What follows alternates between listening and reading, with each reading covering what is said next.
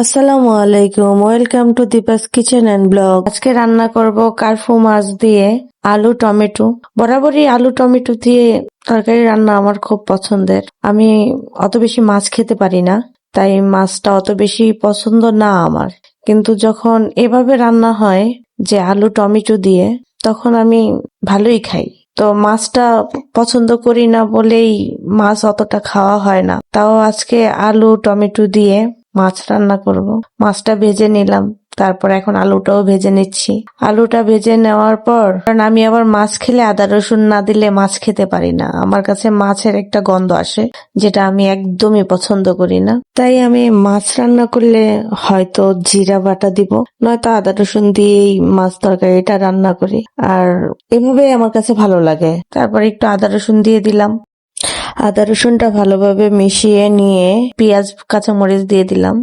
আমি শুকনো গুঁড়া মরিচের ঝাল খেতে পারি না, গ্যাস্ট্রিকের সমস্যা হয়ে যায়। তাই শুধু কাঁচামরিচ দিয়েই আমি তরকারি রান্না করি, কারণ কাঁচামরিচে অনেক পুষ্টিগুণ আছে আর গ্যাস্ট্রিকের জন্য অনেক ভালো। কারণ কাঁচামরিচ খেলে অতটা গ্যাস্ট্রিকের চাপ দেয় না, কিন্তু গুঁড়া মরিচটা আসলে গ্যাস্ট্রিকের জন্য খুবই খারাপ।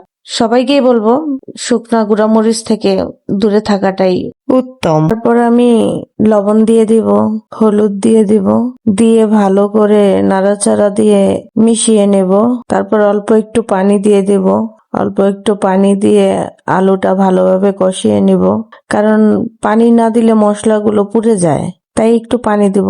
পানি দিয়ে আলুটা ভালোভাবে কষাবো, তাহলে আলুটা অনেক ভালো লাগবে খেতে। আর নয়তো দেখা গেছে মশলা পুড়ে যায়, পুড়ে গেলে ওখানে একটু অন্যরকম গন্ধ লাগে।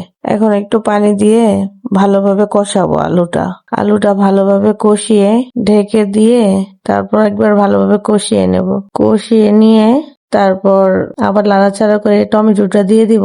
টমেটোটা দিয়ে বেশিক্ষণ নাড়াচাড়া করব না, কারণ টমেটো যদি একেবারে গলে যায় তাহলে তরকারিটা একটু টক লাগে। তাই ওই তরকারিটা খেতে আমার ভালো লাগে না। তাই আমি হালকা একটু আর কি নাড়াচাড়া করে নেব।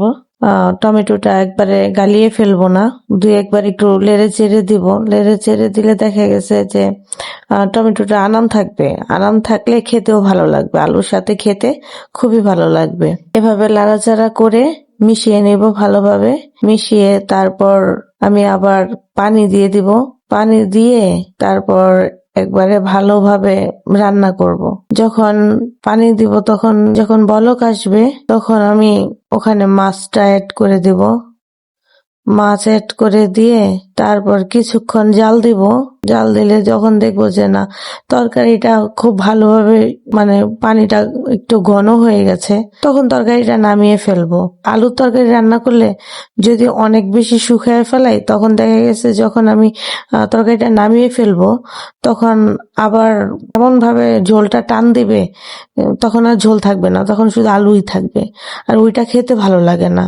আলু তরকারিটা হালকা একটু ঝোল ঝোল থাকলেই ভালো লাগে। ভিডিওটি কেমন লাগলো অবশ্যই কমেন্টে জানাবেন। আর আমার যদি কোনো ভুল ত্রুটি হয়ে থাকে ক্ষমা দৃষ্টিতে দেখবেন। ধন্যবাদ।